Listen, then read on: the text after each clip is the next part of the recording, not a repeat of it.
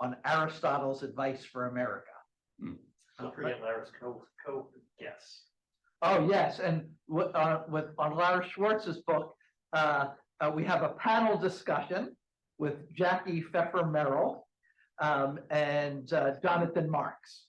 We'll be here to discuss that.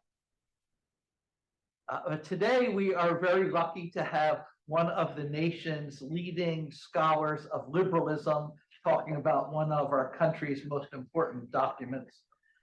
Michael Zuckert is the Thomas W. Smith Distinguished Visiting Professor at Arizona State University, as well as Nancy R. Drew Professor of Political Science Emeritus at the University of Notre Dame.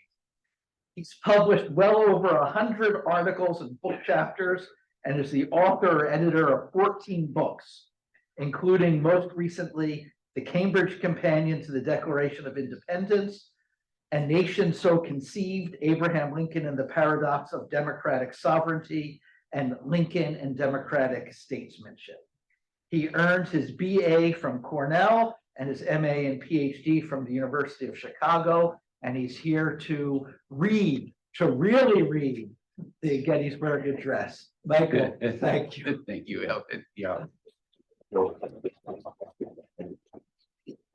Well, as Professor Levine said, I do wish to invite you to read, or really read, as he said, the Gettysburg Address with me. In some ways, really reading it seems not to be a very daunting task because it is very short, perhaps the shortest important public statement ever made. It easily fits onto one sheet, although that actually has happened back there. But it's divided in its actual text into 3 paragraphs, 10 sentences, and 272 words. So that gives you an idea of its brevity. Now, I can give you one piece of help here in making sense of this, this version of it. The quotation marks indicate where the paragraph breaks are. So this one is only one sentence. This one, starting with now, is a little longer. And then finally, the third one, but over there is the 3rd paragraph. So if you could follow that, that will maybe help with what I'm going to do. Also, in addition to being so short, the Gettysburg Address is very familiar to most of us, which would seem to make it readily interpretable and readable. But we all know that familiarity can be a barrier to really reading as well. And I think that's the case here. If I'm wrong, and you've been really reading it all along, no serious harm is done, I think. Perhaps a wasted hour, but I'll think worse. So to begin really reading the Gettysburg Address, let's try to get our bearings. Lincoln came to Gettysburg, you may know, on November 19th, 1863, to dedicate ostensibly the cemetery in which lay the human soldiers who had died in the great battle at Gettysburg the summer before.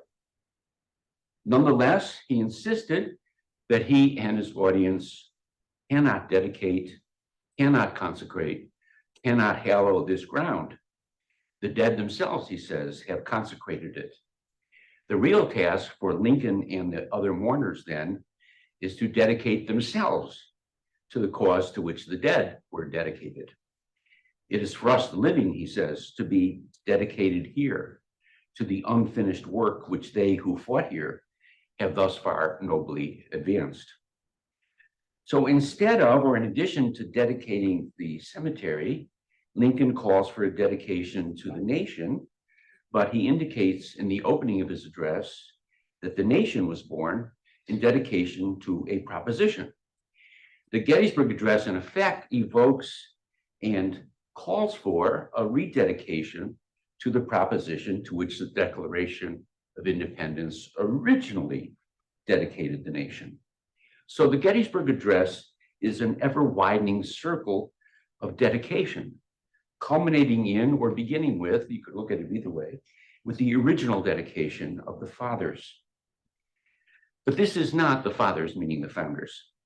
This is not a speech, however, about the American Revolution or the founding, more broadly speaking, or at least not primarily about that. He tells us quite precisely what he is attempting in the speech in the opening of his second paragraph, when he says that he tells us straight out, actually, that the battle that produced all this Union dead is part of a great civil war, testing whether that nation or any nation so conceived and so dedicated can long endure. Perhaps the familiarity of this phrase obscures for us who have been exposed to this speech since elementary school how remarkable the claim he's raising here is. This war is not just about us, but it's about a certain sort of political regime. This war, he says, will decide the fate of that sort of regime for all mankind. But how can that be? How can a contingent event decide the fate of all ventures of a similar sort forever? That seems an implausible claim on its face. Now, Lincoln raises this extraordinary claim in the context of telling us what this great Civil War means.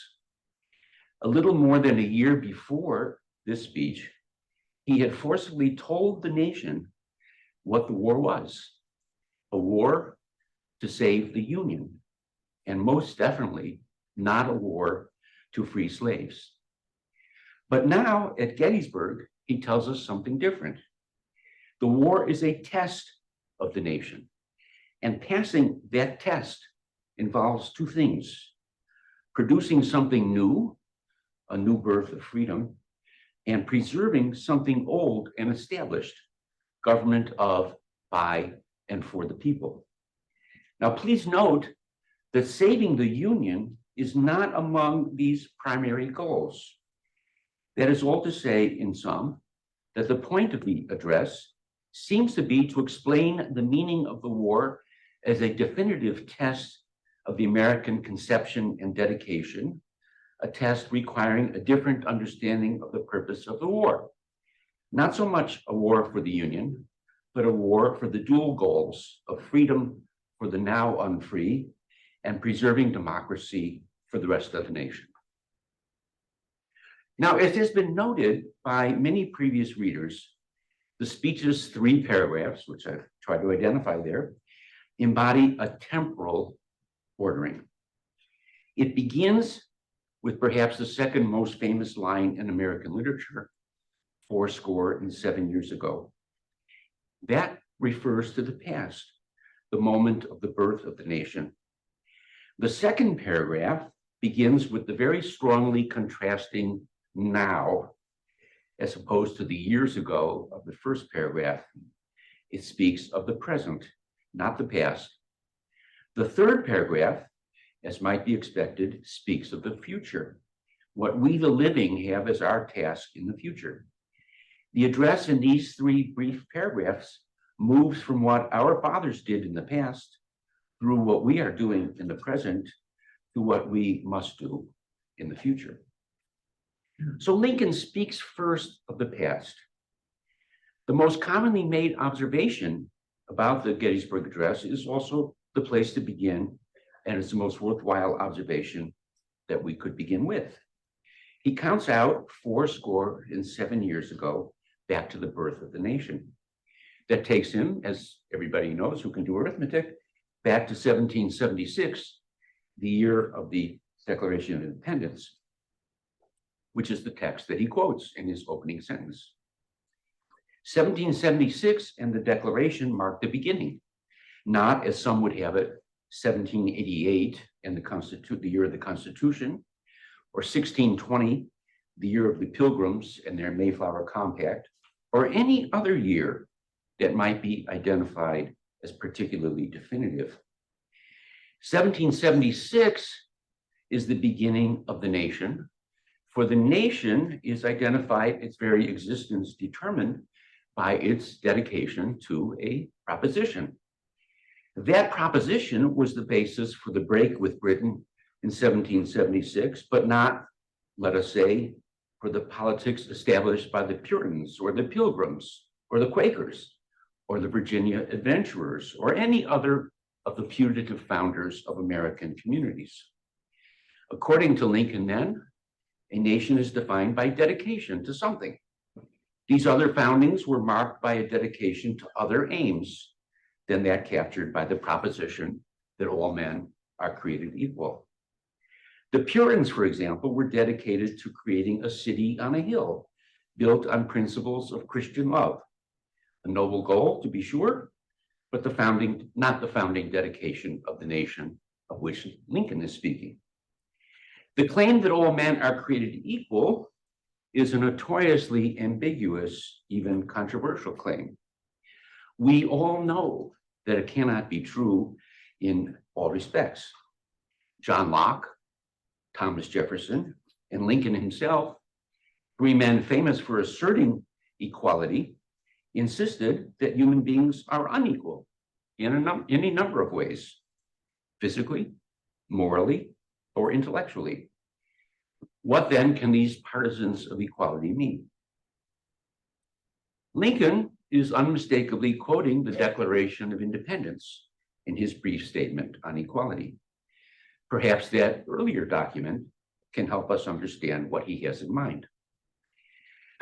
The claim that all men are created equal is one of the 6 truths introduced by the phrase, "We hold these truths to be self-evident." The 6 truths turn out to be organized temporally, just as the Gettysburg Address is. They tell a story, the story of the making of legitimate or just government. That story has 3 parts or 3 moments: a moment before government, a moment when government is made, and a moment when government has gone bad and is open to being remade. The Americans write their declaration at that last moment. That is their present, when the government they are under has become oppressive, and they resolve to throw it off and make new government. But in order to show that they are justified in doing so, they must tell of the making of government in order to reveal the permissibility of unmaking it. Now, if government is made, then there must be a situation before government, a pre-political situation. To create a government, according to the Declaration, is to vest it with just powers. The situation before government, then, is one where there are no just powers, where no one has the right to command another. All men are created equal, then, means that human beings exist originally or by nature in a situation of equality with respect to authority or the right to command. No one has a right to command another except by just power, which derives from the consent of those who are governed. Created equal in the Declaration means then that there is no political authority except what is consented to. It means, in other words, that original human beings are conceived to be in a state of nature, as the philosophers called it. Why do the Americans believe this, however? It seems so contrary to the normal and everyday experience of humanity. We are, all of us, or almost all of us, born not into a state of nature, but into a political community. But the text says something surprising. All men are created equal. All human beings share in this equality, whether they are born 10,000 years ago or just yesterday. The Declaration does give us some aid in understanding this odd affirmation of original equality. Before there was government, human beings not only were equal as described, but they were, as the Declaration says, endowed by their Creator with certain unalienable rights, rights to life, liberty, pursuit of happiness. It is clear that they possess these rights before government is made, because the Declaration tells us government is made to secure these rights. Indeed, the Declaration's point seems to be that we know human beings, all human beings, are to be conceived of as created equal because they are endowed with these rights.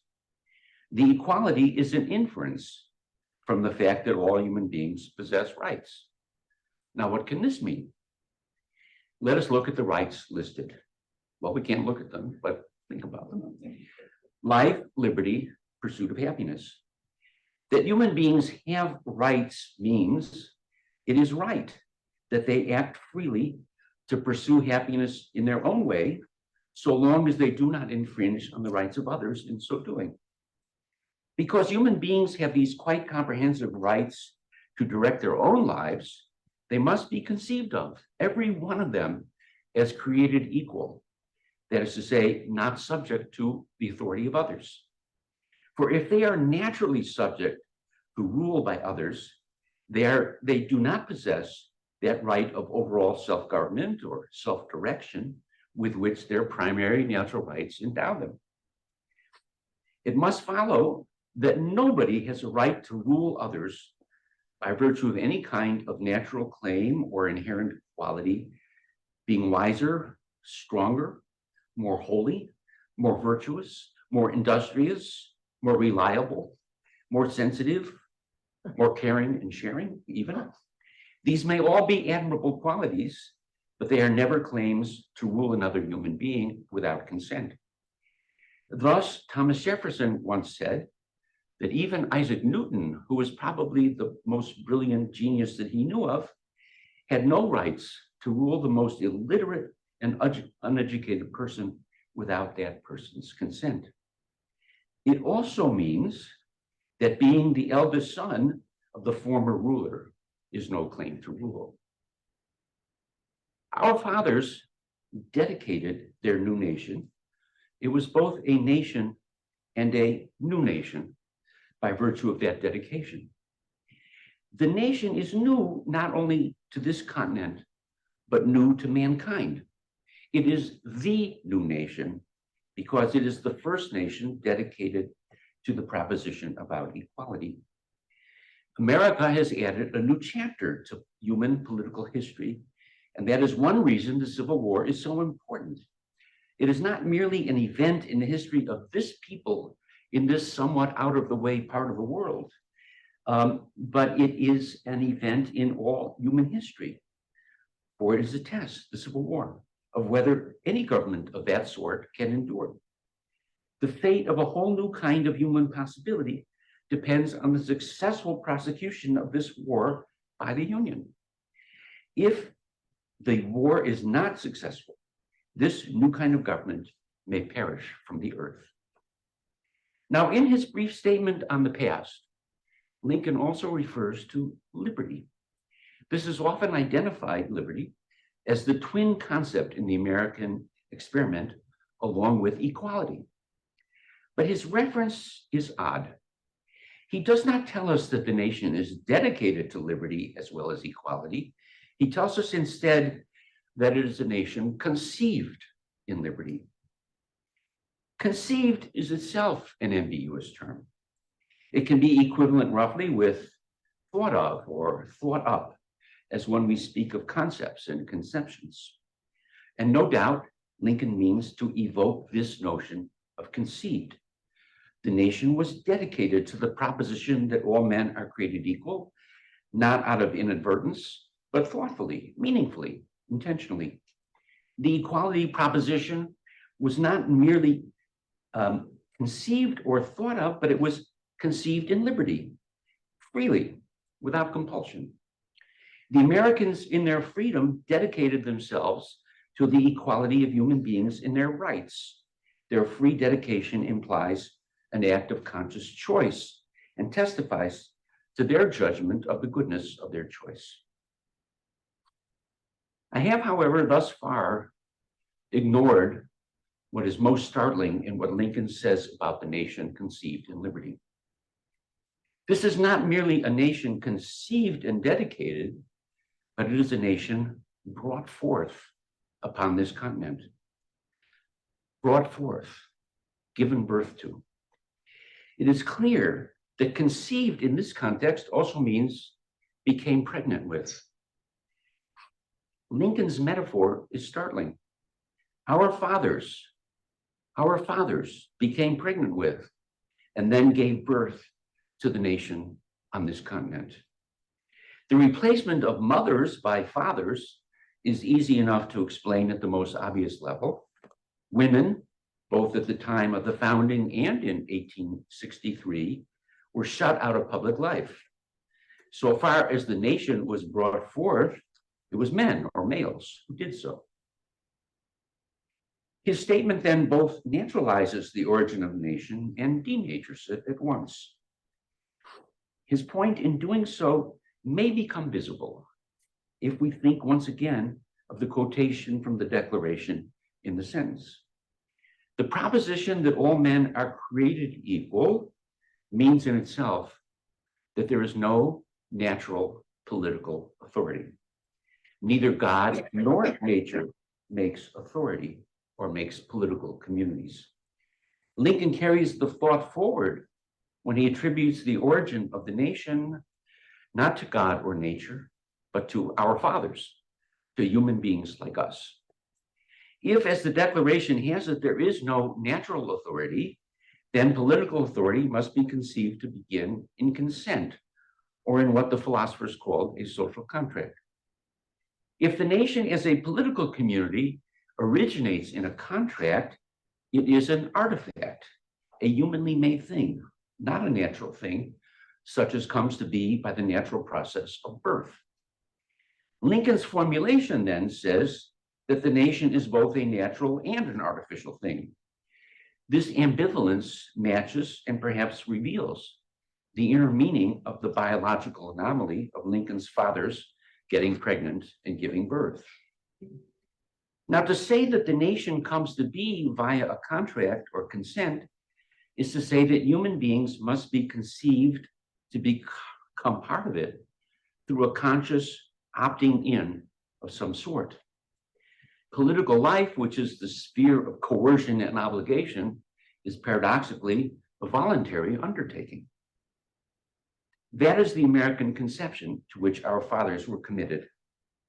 They appealed to that conception at the moment of the birth of their nation, because that birth was coincidence with the opting out of the structure of political authority in which they were at the time of issuing their declaration. They do not start out from a state of nature, but from a condition of allegiance to the King of Great Britain.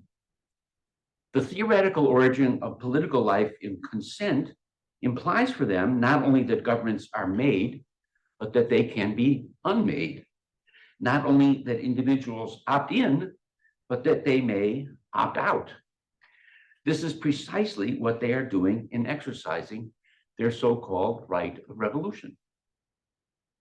Now, the situation of the American founding generation is importantly parallel to that of Lincoln's generation, because the South was claiming the right of opting out of the nation into which they had opted in 1776 or 1787. The South appealed to the authority and example of our fathers in attempting to leave the Union, while Lincoln, in resisting their effort to secede, would seem to be resisting the authority of the very fathers to whom he appeals. Many of Lincoln's pre-Gettysburg pronouncements had been devoted to challenging this attempt by the seceders to clothe themselves with the authority of our fathers.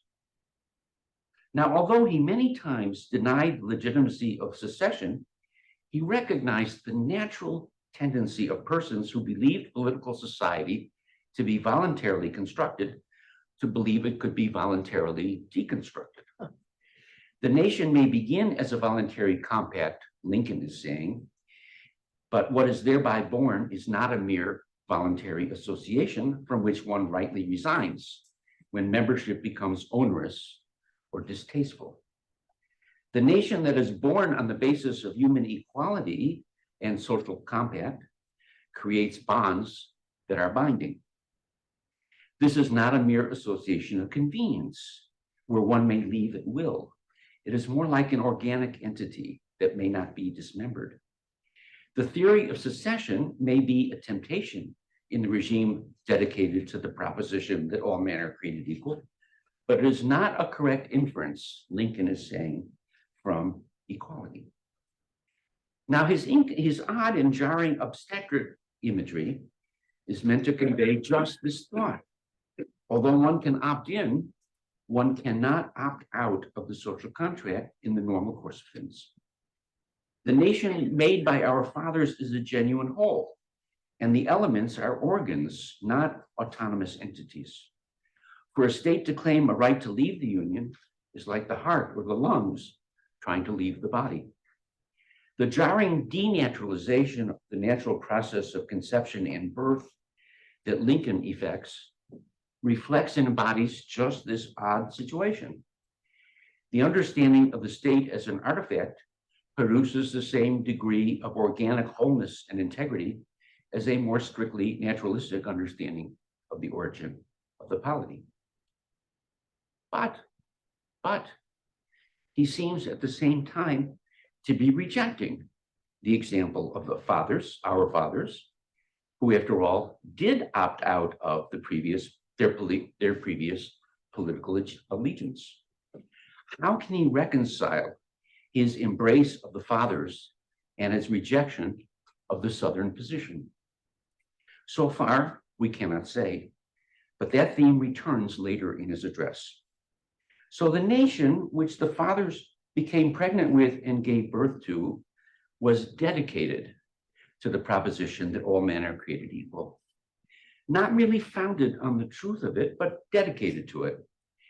Dedicated is, I believe, the key word that propels the Gettysburg Address forward, for it implies an ongoing and active commitment. It captures the notion that the grounding in this truth in the past continues to set a task in the present and the future. And thus it sends us forward to the second and third paragraphs of the speech. Now, as I've already pointed out, the second paragraph begins with an emphatic now. Lincoln and his audience have left 1776 and stand immersed in 1863, in the present moment. The second sentence of the second paragraph immerses him and his audience in the present place as well. We are now met on a great battlefield of that war. But the present time and place in which Lincoln and his listeners are immersed is not independent of the past invoked in the first paragraph. The present time and place are defined by their relation to that past. The present reality is the great Civil War, testing whether that nation or any nation so conceived and so dedicated can long endure. The present is a direct inheritance of the founding moment and its dedication. The legacy of our fathers, then, is at best a mixed one. What they have handed down to us is not self-sustaining. It may not endure. Lincoln sees in the war not merely a conflict that has arisen within the nation, but a conflict arising from the very identity of the nation, from its conception and dedication. But he does not here tell us precisely how that is so. The brevity of the Gettysburg Address prevents it from being entirely self-contained. The historical context suggests at least two different ways in which the Great Civil War is a test of whether any nation so conceived, etc., can long endure. First, although he does not mention the word at Gettysburg, it cannot be far from the minds of any of the listeners that slavery is at the heart of the conflict. The nation may have been brought forth in dedication to equality, but it did contain from the outset a most central challenge to that dedication. Lincoln refuses to accept the presence of that institution as evidence that he is wrong about the nation's dedication to equality. Slavery existed, yes, but it was an inheritance from the pre-nation, so to speak, and the fathers understood it as incompatible with their dedication. They acted in the wake of the Revolution to abolish slavery in many parts of the Union, and he insists that they looked forward to its fading away eventually everywhere. Perhaps he overstates the father's view on this subject, for there surely were some for whom this was not true. But on the whole, I think he was correct. Most of the founders thought just as he said, even those among them who were large slaveholders like Washington, Jefferson, and Madison. Now, slavery is a test of the dedication to equality in a very obvious way, but he also has in mind a less obvious way in which it constitutes a test. By 1863, there were many in the nation who spoke out and held slavery to be a positive good and a natural institution, and who openly endorsed the opposite of the equality proposition. Some went so far as to say that the claims raised in the Declaration were self-evident lies. Slavery was a cancer inside the community which ate away at the consensus on all men are created equal. It showed the fragility of that consensus. The consensus is so fragile because self-interest opposes it. Equality, Lincoln says, is the father of all moral principle in us. To affirm equality means to affirm the rights of all others and to accept as morally obligatory the limitations on the pursuit of one's own interests that this recognition requires. We may not enslave others, even if it is our benefit to do so. Yet, the old Adam is strong in us. It is no surprise, self-loving and self-interested beings that we are, that some, or even many, should be tempted to shuck off the demands of moral restraint contained in the proposition of equality for the more self-indulgent claim of a right to hold others as slaves, as unequals without rights. The war is thus a test of whether this nation can long endure, because the war is testimony to how easily the dedication that defined the nation at its start can be forgotten or even renounced. The nation that does not retain that dedication will not long endure. A nation may survive upon this continent, but it will not be the same nation. A second sense in which Lincoln sees the war as a test of whether this nation can long endure is the issue I've already touched on. The war was immediately provoked, not by slavery, but by secession. It began as a war to preserve the Union, caused most immediately by the efforts of some to leave it. Lincoln was particularly exercised about this alleged right to secede. He did all he could to commit the Union to employ arms against the seceders, rather than to follow the advice of many, even among his fellow Republicans. The advice of Horace Greeley, for example, an important newspaper editor and a mover and shaker of the Republican Party, was this: let our erring sisters depart. Lincoln's predecessor as president, James Buchanan, had a similar idea to Greeley's. Secession, he thought, was illegal, but he had no power and would exercise none to prevent it. This was not Lincoln's policy. He accepted a war in order to prevent the erring sisters from departing. Why did Lincoln do all in his power to ensure a fratricidal war rather than accept separation? That was a question he spoke to at some length in his two most important presidential speeches prior to Gettysburg. Indeed, in his speech of July 4th, 1861, he used language very clearly resembling that of the Gettysburg Address. The action by the government to resist efforts at disunion, Lincoln said there, embraces more than the fate of the United States. It presents to the whole family of man the question whether a constitutional republic or democracy, a government of the people by the same people, can or cannot maintain its territorial integrity against its own domestic foes. It presents the question whether discontented individuals, too few in numbers to control the administration, can, upon the pretenses made in this case, or on any pretenses, break up their government and thus practically put an end to free government on the earth. In this speech, as in all other earlier statements, Lincoln insisted on the distinction between secession and rebellion. He never denied the existence of the abstract right of revolution, but this was a right that, according to the Declaration, could only be rightly exercised, and this is quoting, when government becomes destructive of the ends for which it has been instituted. But, Lincoln said, no such case could be made here. Until the British in the 1770s, unlike the British in the 1770s, the US government at the time of secession had violated no constitutional or natural rights, had not declared the Southern states outside the protection of the laws, and had not made war on them. Of course, according to the theory of the Declaration, those who lay claim to the right of revolution must, in the final analysis, judge for themselves whether their rights are endangered or not. There is finally no common judge between the government and the aggrieved parties. The solution in such a case, in Lockean terms, is an appeal to heaven, that is to say, an appeal to arms. But not every whiff of discontent is legitimate ground for revolution, and the government rightly may continue to enforce its laws and resist any armed resistance.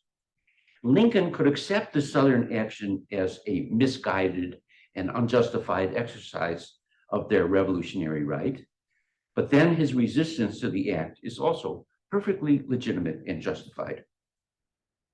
But the Southerners were not claiming to be exercising a revolutionary right.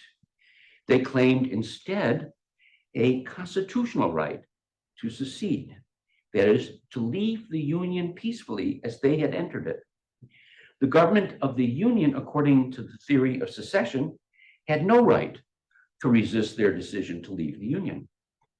So one thing at stake in the apparently abstract and even legalistic question of the nature of the Southern action was the legitimacy of the Northern response to the Southern effort to withdraw.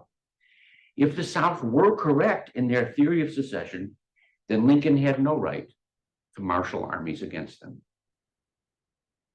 That's why they call it the War of Northern Aggression. As my wife, who grew up in Florida, informed me. Lincoln has a whole panoply of arguments against the Southern position. Let me just mention the most important. The principle of secession, he maintained, is death to popular government. It means, in effect, that a losing minority in any democratic decision, it means, in effect, that the losing majority in any democratic vote reserves the right not to be bound by the majority decision. Plainly, Lincoln said in his first inaugural, the central idea of secession is the essence of anarchy.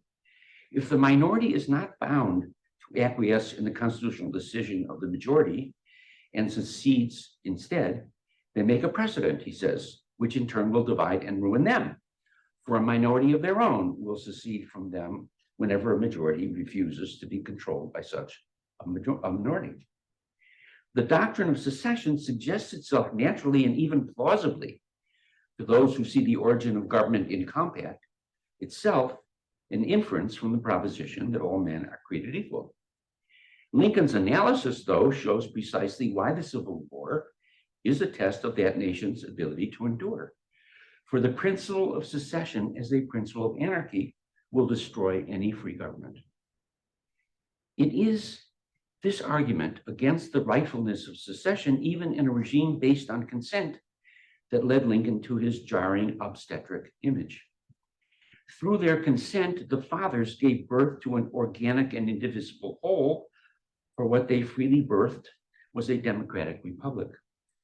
It is death to government of the people by the same people, for dissident groups to be free to hive off whenever they do not like the outcome of a free vote. So the second paragraph of the Gettysburg Address immerses Lincoln and his audience in the present time and place, and a time and place that he insists cannot be understood apart from the task bequeathed them by the fathers. His last paragraph turns to the next question: what is to be done? Now, the last part of the address, as you can see, is by far the longest and most complex in form, but it's going to be my shortest topic. He begins his third paragraph by almost contradicting the conclusions of the second paragraph. In the second paragraph, he had said it was fitting and proper for us in the present to be present here at Gettysburg to dedicate a portion of the field as a final resting place for the Union dead. But the third paragraph opens with a but, a clear change of direction. But what is thought to be altogether fitting and proper cannot really be done by us. After all, what can the living do or say that can match what the dead themselves did? It is not asking much of the survivors to say a few words and to shovel a few spadefuls of earth over the dead. If all the survivors of the do is that, Lincoln is right when he says the world will note nor long remember what we say or what we do here. But he did not stop there. Our task as the living survivors is not simply to memorialize the dead as though dedication to what is already achieved is sufficient. The living have a task before them. The living must preside over a new birth of freedom. The living generation faces a task quite strictly parallel to the great task of our fathers. It too must give birth to freedom, not merely restore or preserve the past, but extend it. It is tempting to read Lincoln's statement about the future in the light of the German philosopher Friedrich Nietzsche's essay on the role of history in the life of peoples. Nietzsche had identified three types of history, each of which had its uses and its disadvantages. Monumental history is the story of great men and great deeds that found new things. As a form of history, it can inspire people in the present to great deeds as well. Antiquarian history, the cherishing memory of the past. This can be preservative of that past. It keeps a nation moored in its past and thus provides for continuity of identity. It is the kind of history to which Lincoln appeals at the close of his first inaugural, when he evokes the mystic chords of memory stretching from every battlefield and patriot grave to every living heart and hearthstone. As he makes clear, this kind of appeal has a conservative and a preservative character. The loving appeal to the mystic chords of memory has its preservative effect, but it can also be stultifying. There is such a thing as the dead hand of the past. Thus, Nietzsche identifies a third form of history, critical history, that turns a harsh eye on the past, stealing from it its aura of sacredness and awe. This too can be useful in the life of a people because it helps clear the ground for new action by allowing a people to win freedom from its own past. Now, to many observers, Lincoln appears to be an antiquarian in Nietzsche's sense. He invokes the fathers with all the elements of sacredness associated with biblical Christianity in 19th century America. Yet I think that is an insufficiently subtle understanding of Lincoln's position. It is almost the case that each of his three paragraphs embodies one of Nietzsche's three types of history. The first paragraph distinctly presses toward antiquarian history. The second moves toward critical history, for it points to the limitations of the achievements of the fathers. The new nation they brought forth may not endure. It is convulsed in a great civil war, which war represents an internal and intrinsic crisis of the nation, not an extrinsic threat. At the least, Lincoln leads us to conclude the founders did not complete the task they embarked upon. The third paragraph moves back into the sphere of monumental history. Heroic acts are to be done, and it is this present generation which is to do them, not the departed race of our fathers. We are not, Lincoln tells his audience, a mere race of two latecomers who came after all the great things are accomplished and have nothing left to do other than to cherish and preserve. But Lincoln differs from Nietzsche too. The task of we the living is not to make anew entirely, not to indulge in critical history to the point of disregarding our ties to or our reverence for our fathers. Rather, we the living should do what they did, bring forth something free, something dedicated to the proposition that all men are created equal. Our task is both the same and in profound continuity with our fathers, and at the same time new and a break with them. To be true to our fathers means to preserve not every jot and tittle of what they did, but above all, to preserve their dedication to their project. Building a political community on the basis of dedication to our fathers is an ongoing task. Lincoln differs from Nietzsche in affirming that all three kinds of history can and perhaps must coexist. Nietzsche worried that devotion to the past can dwarf the human beings of the present, and thus he looked to the possibility of simply new beginnings. Lincoln sees the great deeds of the future, if they are to be truly great and just, in the continued dedication to the dead fathers, which implies within it new tasks.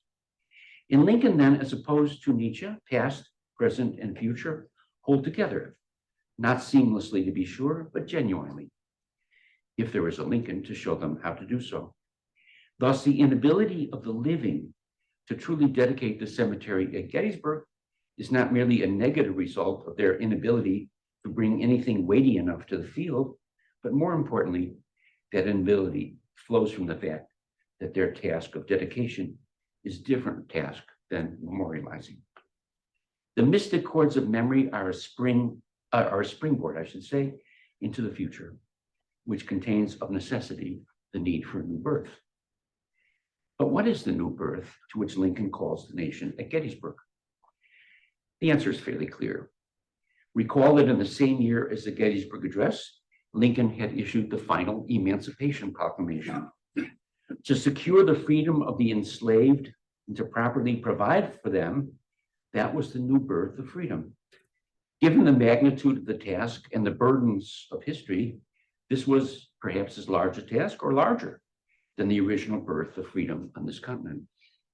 Lincoln, of course, in his 10 sentences here, does not sketch out what is needed in order to bring off this new birth of freedom. There is much evidence that suggests that as of 1863, he was himself uncertain about all that this new birth would entail.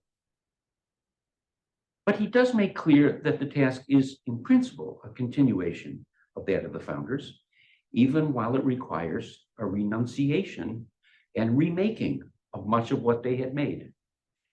As he and most other Americans before the Civil War always insisted, a chief principle of the founders' political order was the right of the states to order themselves internally as they wished. They and Lincoln understood that right to include the right to have slavery. That did not derogate from the fact that slavery was contrary to the founding dedication. The nation was truly a house divided against itself. The task of providing for the new birth was going to require then that some important pieces of the founders' work would need redoing. Federalism could no longer allow such a degree of state autonomy as had been the antebellum rule. Rights could no longer be recognized only for those of a certain race. The new birth would also include what Lincoln explicitly refers to, the successful completion of the war and the refutation in practice, as well as in theory, of the Southern thesis for right to secession. The triumph of that principle Lincoln had shown meant the end of free or democratic government. The Gettysburg Address was then as eloquent an affirmation as could be made in 10 or 1,000 sentences of the American resolve to endure, and of what about America makes Americans believe the nation is worthy of enduring. The dead who are to be interred at Gettysburg will not have died in vain, Lincoln believes, if the nation can retain government of the people, by the people, and for the people, that is to say, democracy, and if it can experience a new birth of freedom. Both the democracy it must preserve and the freedom it must renew and extend are implications and consequences of the original proposition to which the nation was dedicated at its birth. The two together, freedom and democracy, define the peculiar character of the American regime, liberal democracy. The dead will not have died in vain if American liberal democracy is renewed in response to their death. That was Lincoln's message to his generation. It is his message to us as well. Thank you.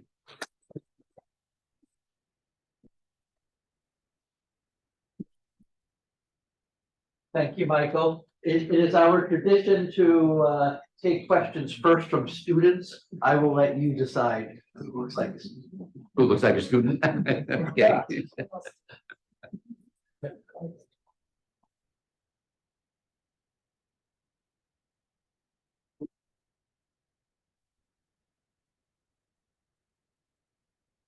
Yeah, you look like a student. Unfortunately, I'm not, but I think everyone. Oh, okay. And if my scope deviates from that which you intended, feel free to scold me. But there's only one mention of God in the speech that I've counted. I might be wrong. Mhm. Even though the dedication is clearly a Christian one, or one that has a foundation built on Christianity, and that the analogy of birth made me at least think of Christian rebirth. Rebirth, yeah. So I'm curious about the tension that exists between the liberal project and its inheritance, the Christian project. And I'm wondering if you could opine about if Lincoln is touching that here. So, say the last part of what you said again. The tension between the liberal project and the Christian project. And whether if Lincoln is touching on that tension at all. I think Lincoln, I mean, this is a controversial question in Lincoln's scholarship. I mean, how exactly religious he was himself, that is a very debated question, actually. And also how his thought actually would answer the very question that you asked. It seems to me that at the very least, he does this. He takes Christian themes, which themes have great resonance in his society, and he translates them into more strictly political and secular meaning. That doesn't mean he's negating the Christian meaning, but it doesn't mean that he's depending on it either, other than for its associations in the minds and hearts of his audience. And I think that's the most one can say with evidence, or with good evidence, for what he's doing. Now, in the second inaugural address, we get a little more theological, and the religious themes rise more obviously, more clearly to the surface. So if we were talking about the second inaugural, we then have another conversation about that. But I would say, as far as the Gettysburg Address goes, that what I said, it resonates with and could be compatible with, but doesn't have to be. That I think would be the. There's somebody in the back there who looks like a student. A question from the Zoom. Can you repeat the questions? Oh, Because the Zoom people can't hear the questions. oh, okay. Yeah, sorry. Yeah, that's good. Yes. I was just gonna say, so previous to Lincoln, we were considering the United States a republic. Because the term democracy is kind of taboo for the founding fathers. Speak up a little bit. I'm sorry? getting you to speak up. Oh, yeah.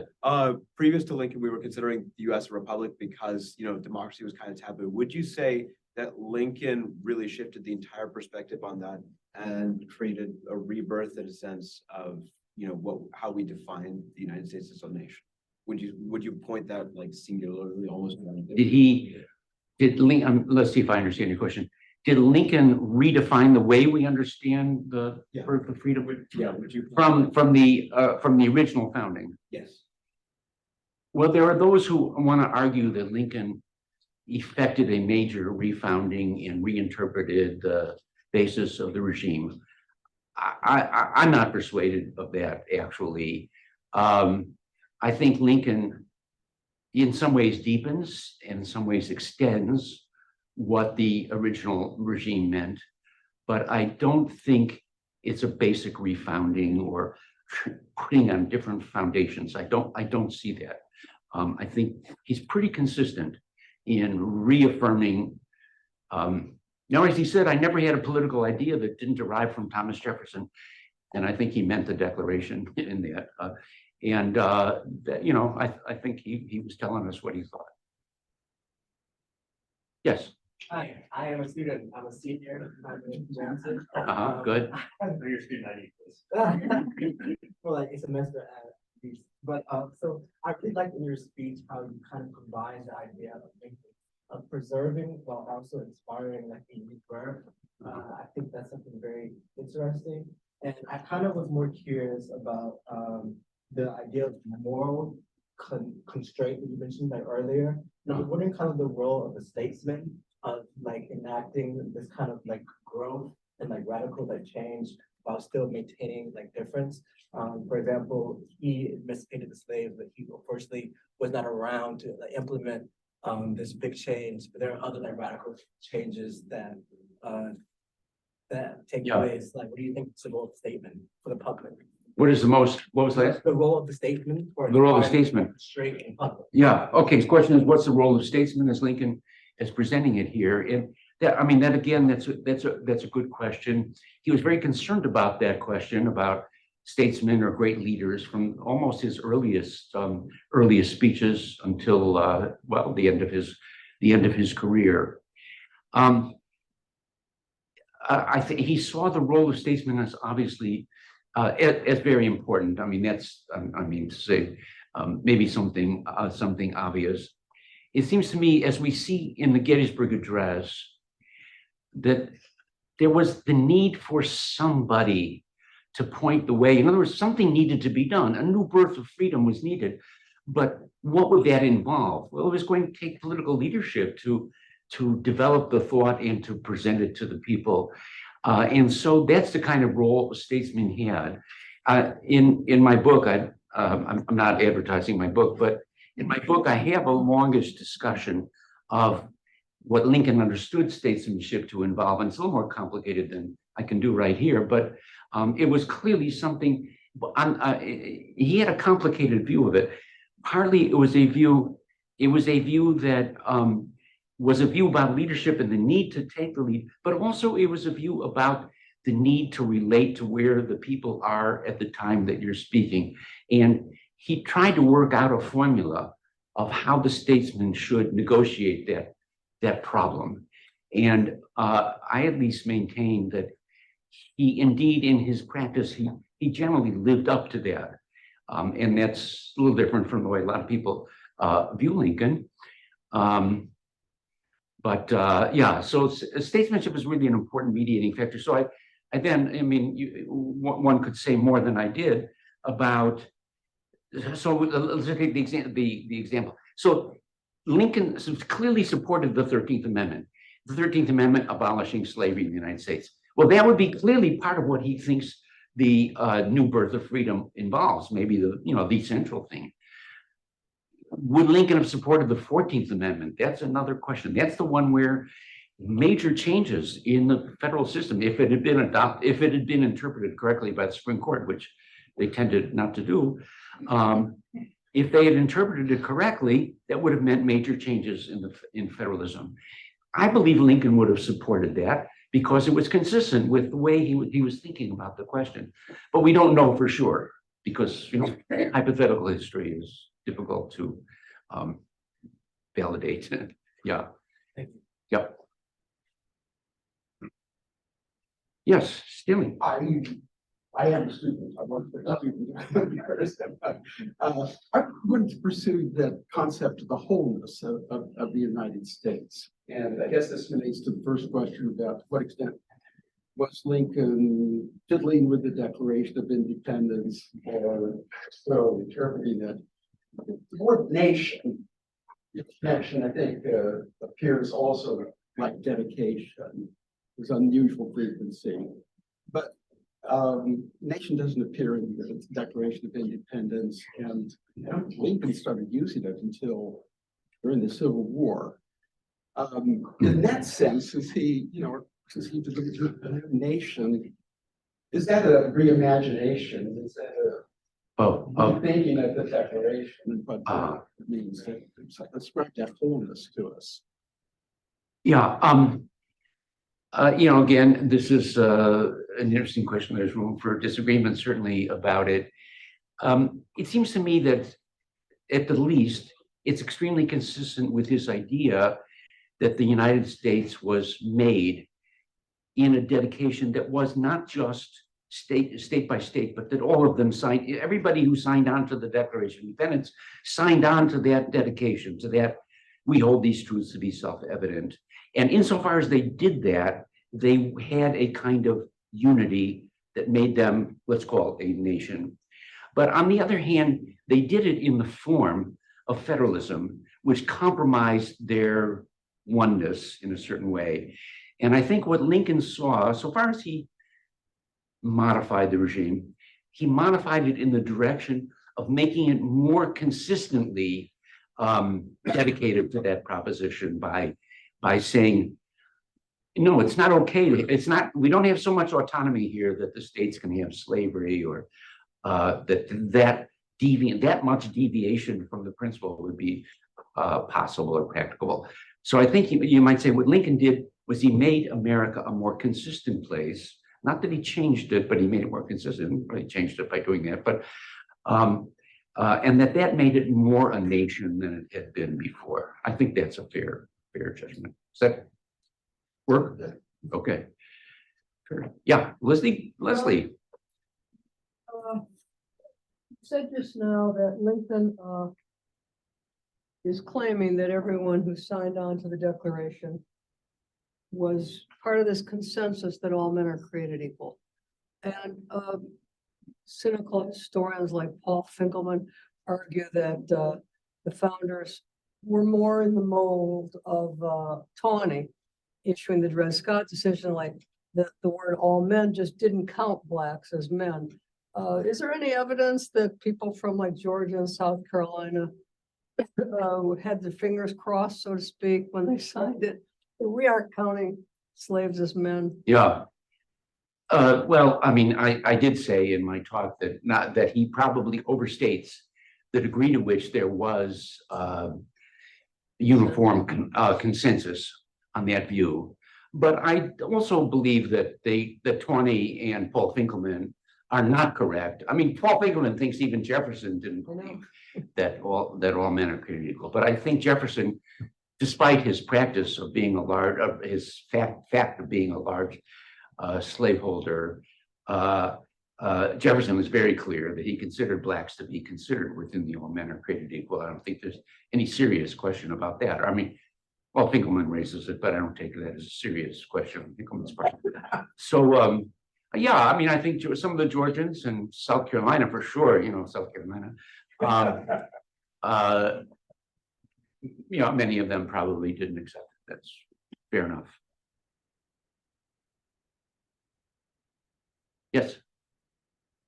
So I was wondering, just to beat this horse a little bit longer, I've always wondered whether there's any significance to the shift in word choice between liberty at the beginning and freedom at the end, since it's a speech characterized by this kind of strategic repetition of terms. Yeah. And is that in any way an implication that he sees this new birth as a grander thing? Yeah, I don't have an opinion about that.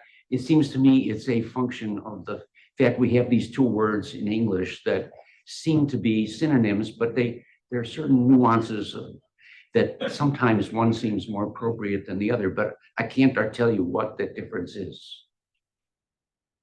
Do you have an idea? No, but I have some questions since you. That's fine. Yeah, go ahead. It's a Locke question. Yeah. Just to the question of secession, to what extent does what Locke say enough tyranny about, once the government has trampled your rights, your sort of you have every right to resist. Yeah. Does that at any point translate, do you think, to a kind of, if it's against a group secession? To a group? If this trampling is of a group, maybe a minority. Yeah. Do they have the right to resist? Yeah. Oh, yeah, definitely. But that's different to secession. No, I don't think it's different. I mean, I think that's what it actually amounts to. I mean, individuals don't, can't make a revolution. Only groups of people can. And Lincoln is very clear on, but he has a very infrequently read speech of his on the Mexican War, where he articulates the meaning of the right of revolution as he understands it, and indicates how positive he is about it. He said the right of revolution is going to revolutionize the world and free the world. So he saw it as very important. But I think he understood it largely in the same way Locke did. Bill? Two things. First of all, if I've understood you correctly, you've explained something that's always puzzled me. So I want to play that back to you to make sure I've understood it correctly. And then I have a small question. I've always puzzled over the transition from that nation to any nation so conceived and so dedicated. Yes. Because I could imagine an argument that the United States faced a special obstacle, to the fulfillment of liberal democracy, namely slavery, that other nations Didn't necessarily face. right? And so, it would seem to me that the transition from the particular case to the general case is at least questionable. But if I understand you correctly, the issue is not slavery per se that leads Lincoln to say that, but rather the right of secession, right? Because that's going to be a problem for any liberal democracy, and not just a liberal democracy that has slavery. Did I follow your? Yes, that's right. Although I would say that in addition, I think he sees the issue of equality as an issue that would plague any regime. In other words, the temptation to deviate from the commitment to equality would exist in other regimes as well. It might not take the form of slavery, it might take some other form, but. In the name of self-interest. Yes, or Broadly understood. broadly understood, yeah, Okay, here's my little question. okay. I'm interested. He's got to text something there. Yeah, it's called the Gettysburg Address. Okay, all right, good. My, You got a better version than we have. my up here. distance version, my distance vision is no Yeah. longer adequate to the task.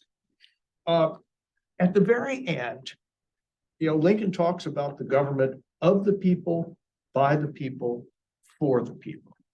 Now, of the people is clear. That's, legitimacy based on, a legitimate government comes from people.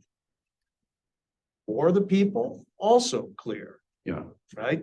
Yeah. Whose interests this new government or new form of government is designed to advance, namely everybody's, Yeah. not just some people. Yeah. But by the people suggests a kind of agency of the people that I take to be denied, at least in part, in the Federalist Papers. The government, yes, is of the people and for the people, Yeah. but in a very strong sense, it's not by the people. So is Lincoln making a kind of democratic correction? that's interesting because prior to our meeting here, I had a meeting with a group of students in which we discussed his address on the perpetuation of our political institutions, in which this very question really comes up quite openly, because the question was, if the regime is a kind of democracy, wouldn't that justify people taking the law into their own hands, acting independently of their authorized agents?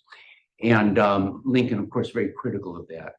But he's still, so he doesn't have in mind anything quite as democratic as that, like, everybody takes the law into their own hands. But he does, I think, want to say, and I don't think he would think the Federalist disagrees with this, that it is still democratic government by the people. The officers of the government are elected by the people. They are eligible to be the rulers themselves. That is, they can stand for office. There are no limitations class limitations or other kind of limitations, wealth limitations on who can stand for office. And so I think he would say, you know, Abraham Lincoln, he's part of the people. He grew up in a log cabin and came from nothing, became something great. So I think he would say that counts as by the people, but there are probably, how should we say, it's a continuum. There are more democratic ways maybe than American regime was committed to, and that he was committed to. He was committed to maintaining the forms and formalities of the constitutional system and not direct action. But he would say those forms and formalities are democratic. So I think that's his answer to that question. Yeah. Yes, in the back. With the Emancipation Proclamation and kind of various other actions Yeah. Lincoln took during office, he instituted major authority over like crucial, wide-reaching issues regarding the nation in order to better like kind of bring forth freedom for the individual American. With like kind of when is this expansion of executive power, which the South likely considered authoritative, like necessary for that kind of improvement of freedom? Yeah. Well, I mean, so the issues that particularly, the things he did that particularly raised that kind of question is first, the Emancipation Proclamation. That is, did he have the power to issue such a thing? That's one. And second, the suspension of habeas corpus. That question is much debated in the literature. And to talk about the first one is a little complicated because it involves the laws of war and Lincoln's argument that under the laws of war, issuing the Emancipation Proclamation became at a certain point in the war legitimate, but not before. And he in fact had acted quite strongly against his generals, many of his generals who tried to free, they go around, they liberate a part of the country, and then they try to free the slaves in that area. And he countermanded those orders all the time. But then he went ahead and on a broader scale did it himself. I mean, I think there's a case to be made for what he did. I think he gives a reasonable explanation of that. Habeas corpus is an issue on which almost all scholars believe he was wrong. I think he was right, that he argued that he had the power to suspend the writ of habeas corpus, even though Chief Justice Taney and most scholars believe that the Constitution gives that power to Congress. In my book, I'm going to make another pitch for my book. In my book, I have a chapter in which I try to show why I think Lincoln was correct in his reading of the so-called suspension clause, the clause that talks about suspending habeas corpus. But I mean, to put it just in a nutshell, the general argument goes like this, the argument against Lincoln, and it was made by Chief Justice Taney in this first case really about his suspension of habeas corpus, ex parte merriment it's called.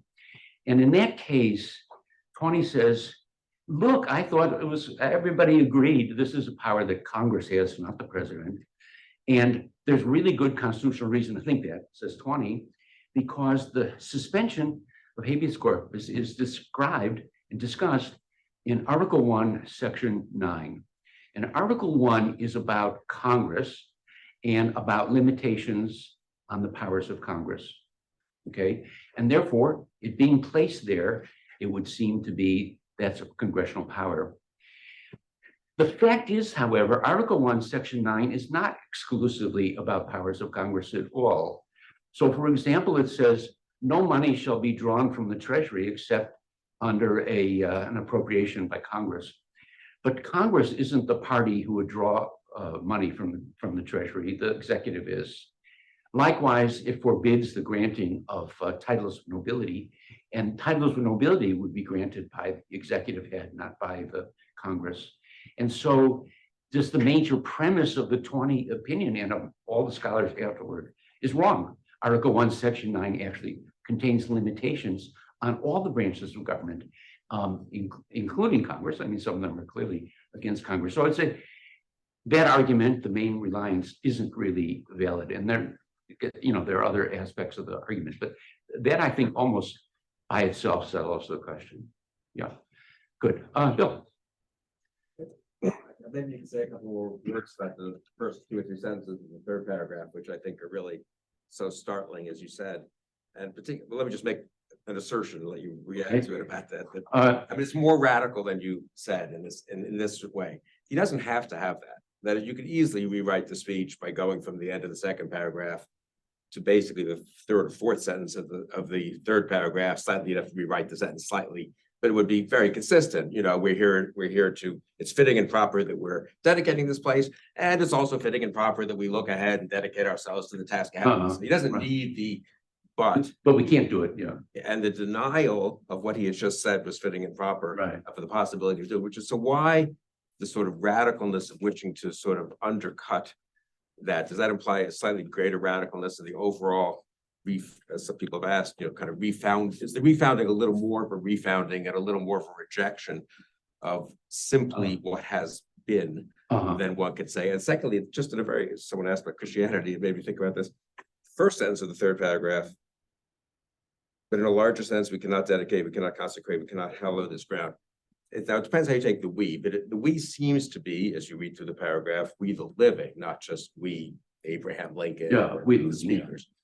If that's the case, that's a pretty, I won't say anti-Christian, but a non-Christian or non-religious statement. Because he says explicitly there, the people who fought here, living and dead, it's not even just the dead, have hallowed this ground. We can't do it by speech. The premise of, I believe, Christian burial, but this would be true of other religions too, I think of Jewish burial, is that in fact the speech is very important, necessary really, to hallow the ground. So there's a certain, I guess, implicit radicalism, I would say, in the elevation of deeds going for the deeds that have happened and then the deeds that will happen.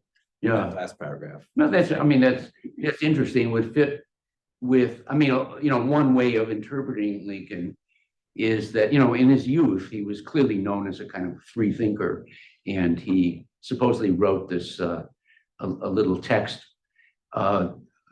challenging the authority of the Bible and all sorts of other anti-religious sentiments. He was very taken by Thomas Paine and other people like that. And a friend of his, knowing that he had aspirations for a political career, destroyed those documents, and so never be seen in public. That fellow probably did Lincoln more a favor than anybody else. But your comment would be consistent with the idea that, well, Lincoln really stuck to those views at the end, but he was rather subtle in how he expressed them. I think that's a plausible reading of Lincoln. I think. I'm more agnostic about wanting to really sign on to it, but if it's plausible. Yeah. Philip. In the speech in which Lincoln says that all men are not equal in respect of strength and intellect. Yeah. He also says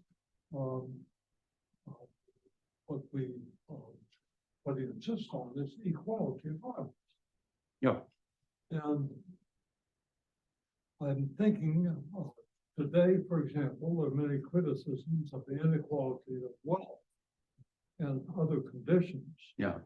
Which conditions will affect the ability of someone to insist on their rights or protect their rights. Does the argument in the Gettysburg Address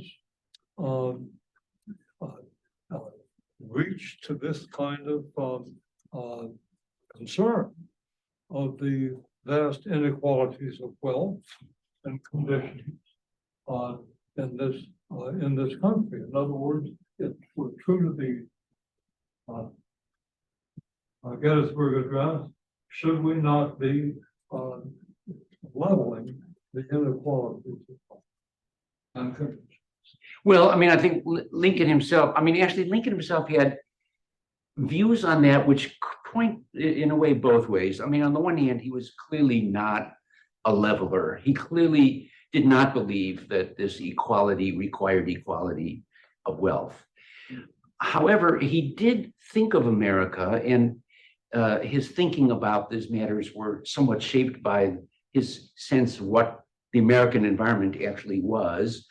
that it was kind of equal, there was a sort of equality in it, and that there was a lot of equality of opportunity. So he explained the situation. You start out as a laborer, and then you save some money, and then you get some land, and then you make a little more money, and then you hire other people, and so on. So that this was the progress of a person as he saw it in society. So he had in mind a kind of, well, equal opportunity and open society that would be, they'll be open to that kind of thing.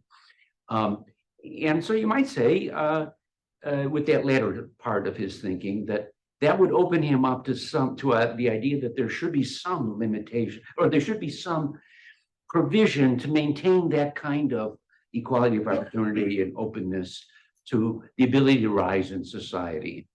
But I would say, one is tempted always to try to make more of things Lincoln said than I feel comfortable extrapolating from what he did say. I mean, sometimes we just don't know how one ought to extrapolate. We have a question on Zoom. So yes, we have some Zoom questions. Oh, okay. Our friend David Fott asked a version of the question that Gabe asked about liberty, liberty versus freedom. Okay. Set that aside. We also have a question from our friend Ken Zugi. Ken Zugi. And I'm trying to stitch together a couple of things. Gotcha. to put in Okay. the chat. Yeah. He asks whether your emphasis on slavery in the Gettysburg Address, as opposed to universal freedom, is as justified as you seem to assume. And the question that when he unfolds that is, he says, Lincoln in the Gettysburg Address appears to be putting into poetry his purpose of the Civil War, of lifting weights from men mentioned in his July 4th, 1861 message to Congress. No. And he adds, the anti-slavery purpose does come across clearly in his April 18th, 1864 Sanitary Fair address. Another short speech, which was remembered for its emphasis on the Fort Pillow massacre of Black troops. Mm-hmm. After Lincoln's re-election, after the Gettysburg Address, he could make more of slavery as the element of equality that needed elaboration, which he did in his second inaugural. But I think Ken is really trying to ask, is this really about slavery, or is this about the universal purpose of lifting up humanity generally? Well, I think, so I mean, I think for Lincoln, these were not conflicting goals. But I think Lincoln understood that any given discrete or concrete political action has a limited goal in itself. So as a general goal, yes, lift everything up. But I don't think he believed that every action he was taking was going to accomplish that.